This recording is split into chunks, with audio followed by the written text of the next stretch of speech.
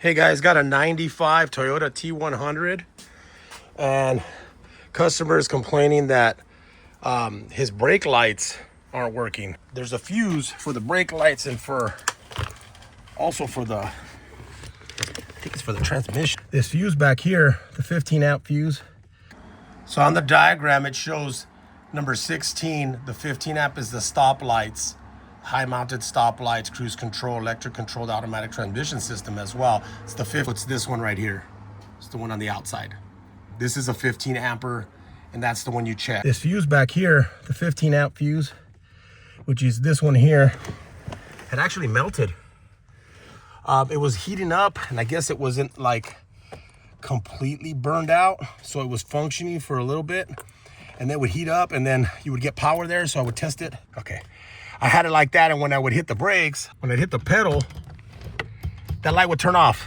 I would go back to test my my light here, and I had nothing. And then after about 30, 40 seconds, I'd have power here again. It was weird. I'm like, what the heck? So I pulled the fuse, and the fuse looked like it was starting to melt. So the brake light switch was actually hooked up right here, and it screws into this section right here that you have to loosen up, and then you just unscrew it and it comes out.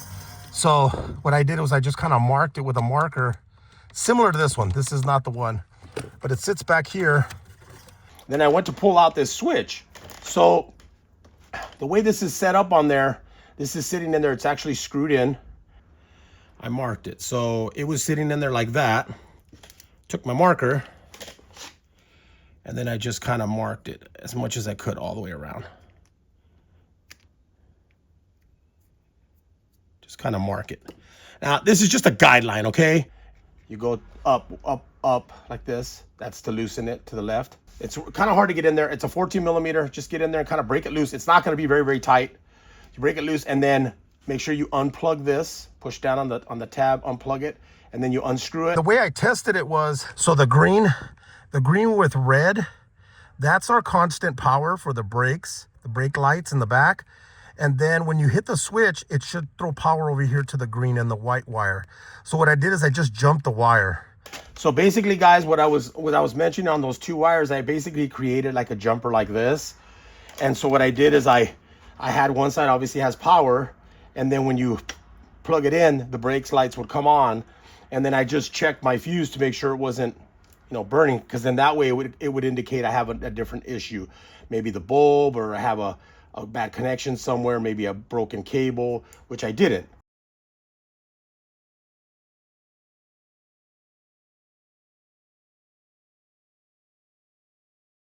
You're gonna have to adjust it depending on the switch. So the switch that the guy ended up getting was at O'Reilly's, and the switch was similar here. This part was a little bit smaller. It wasn't as fat. Obviously the connection was the same, but it just seemed a little bit like smaller. And so what I did is I just grabbed both of the switches, I put them together, I kind of eyeballed it, kind of there, it kind of gives me a guideline of where I'm starting. I screwed it in, got it to where I kind of needed it. I started pushing down on the brake, just to kind of see where it's pushing on the switch here. Basically the brake, when it hits it, means the switch is off, means the lights are off. When you step on the brakes, it does that, it releases it, and it actually makes a connection back here, and that's how the switch works.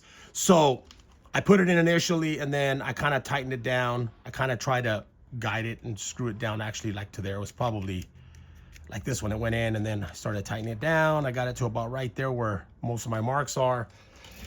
And I had to really step on the switch a lot in order for the lights to come on. So basically when you do that, then what you want to do is you want to loosen this back up, and then you want to turn this a few turns. And then all you're doing is you're like pushing the brakes and then looking to the back of the car. I had it in my garage so I can actually see. I could actually see the brake lights. And so I got it to where I barely pressed the brakes.